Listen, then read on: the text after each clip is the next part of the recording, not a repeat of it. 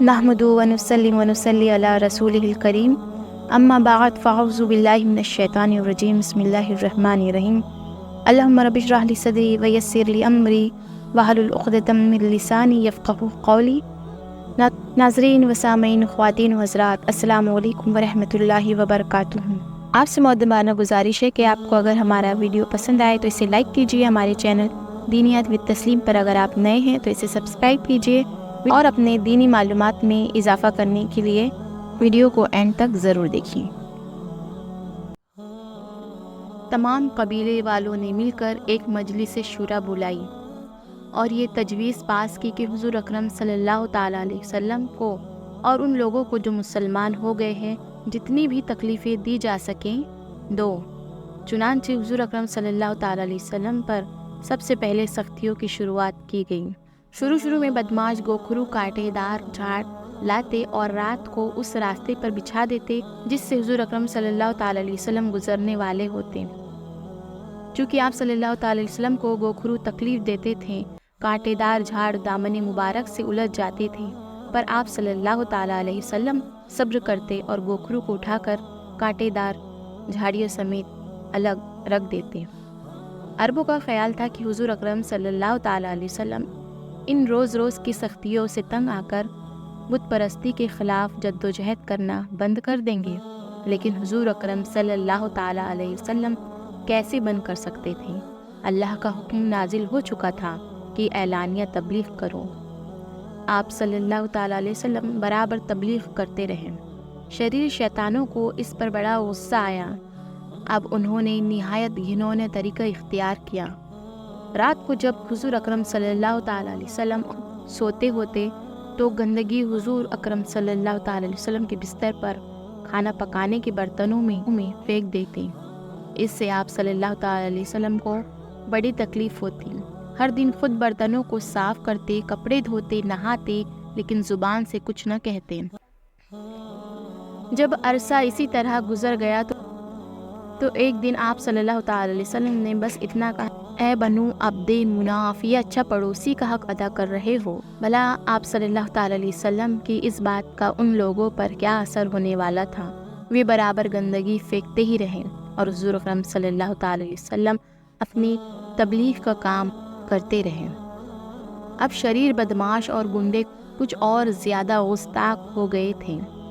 حضور اکرم صلی اللہ تعالیٰ علیہ وسلم جہاں جاتے، جس مجمع میں کھڑے ہو کر تقریر کرتے، شریر لوگ وہیں پہنچ کر آوازیں کرنا شروع کر دیتے اور کسی کو حضور اکرم صلی اللہ تعالیٰ علیہ وسلم کی باتیں سننے نہ دیتے، مگر حضور صلی اللہ تعالیٰ علیہ وسلم تھے کہ ان کی کسی بات پر کان نہ دھرتے، برابر ہر ایک مجمع میں وعظ اور نصیحت فرماتے رہتے۔ ایک دن حضور اکرم صلی اللہ تعالیٰ علیہ وسلم خانہ کعبہ میں نماز پڑھ رہے تھے۔ عقبہ بن عابل آ گیا۔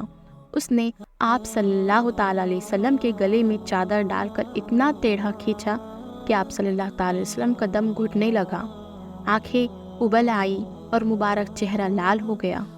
اتفاق سے حضرت ابو بکر صدیق رضی اللہ تعالیٰ عنہ ادھر آ گئے۔ آپ عقبہ پر جھپٹے اور اسے دھکے دے کر ایک طرف کیا۔ اس بیچ بہت سے لوگ جمع ہو گئے اور حضرت ابو بکر صدیق رضی اللہ تعالیٰ عنہ سے تانا کشی کرنے لگے، اور حضرت ابو بکر صدیق رضی اللہ تعالیٰ عنہ نے بلند آواز میں کہا، کیا تم ایسے آدمی کو قتل کرتے ہو جو کہتا ہے کہ میرا رب اللہ ہے؟ یہ سنتے ہی تمام قریش نے حضرت ابو بکر صدیق رضی اللہ تعالیٰ عنہ کو مارنے پیٹنے کی کوشش کی۔ نعوذ باللہ۔ قریش کے لوگ غصے میں پاگل ہو گئے تھے۔ اتنے میں کچھ نیک دل لوگ آ نکلے اور انہوں نے معاملہ کو درہم برہم کیا اور حضرت ابو بکر صدیق رضی اللہ تعالیٰ عنہ کی جان بچائی۔ اسلام کی راہ میں پہلا خون۔ اسی طرح ایک دن حضور اکرم صلی اللہ تعالیٰ علیہ وسلم حرم شریف میں نماز پڑھ رہے تھے۔ بہت سے لوگ آپ کے پاس جمع ہو گئے۔ جب آپ نماز پڑھ چکے تو آپ کی شان میں گستاخی کرنے لگے۔ حضرت حارث بن اعلیٰ قریب ہی تھے۔ وہ آ گئے اور انہوں نے شریر شیطانوں کو باز رکھنا چاہا۔ لوگ ان پر ٹوٹ پڑے اور انہیں اسی جگہ شہید کر دیا۔ حضور اکرم صلی اللہ تعالیٰ علیہ وسلم کو ان کی شہادت کا بڑا افسوس ہوا اسلام کی راہ میں یہ سب سے پہلا خون تھا جس سے زمین رنگین ہوئی تھی، کیونکہ حضور اکرم صلی اللہ تعالی علیہ وسلم تنہا تھے، کوئی یار و مددگار نہ تھا۔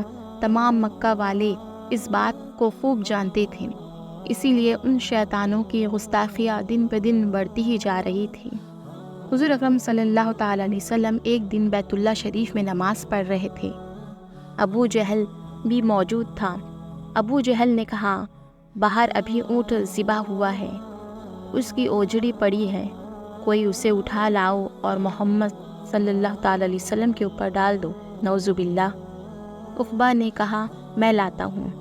چنانچہ وہ گیا اور 2 آدمیوں کے ساتھ لے کر اوجڑی اٹھا لایا۔ جب حضور اکرم صلی اللہ تعالی علیہ وسلم سجدے میں گئے تو اس نے اوجڑی آپ صلی اللہ تعالی علیہ وسلم کی پیٹھ پر رکھ دی۔ دشمن اپنی اسی شیطانی حرکت پر کھلکھلا کر ہنسنے لگے۔ اس مجمع میں حضرت عبداللہ بن مسعود بھی موجود تھے۔ یہ مسلمان ہو چکے تھے، دل میں دشمنوں کی ہر حرکت پر کڑ رہے تھے، لیکن کچھ کہنے کی یا اوجڑی اٹھانے کی ہمت نہ ہوتی تھی، چپ چاپ کھڑے رہے۔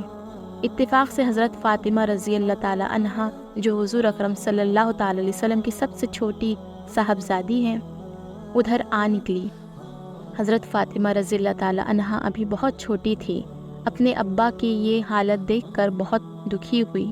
انہوں نے اپنے ننھے ہاتھوں سے اوجڑی کو کنارے کرنے کی کوشش کی اور کھڑے ہو کر تمام دشمنوں کو بھلا برا کہا۔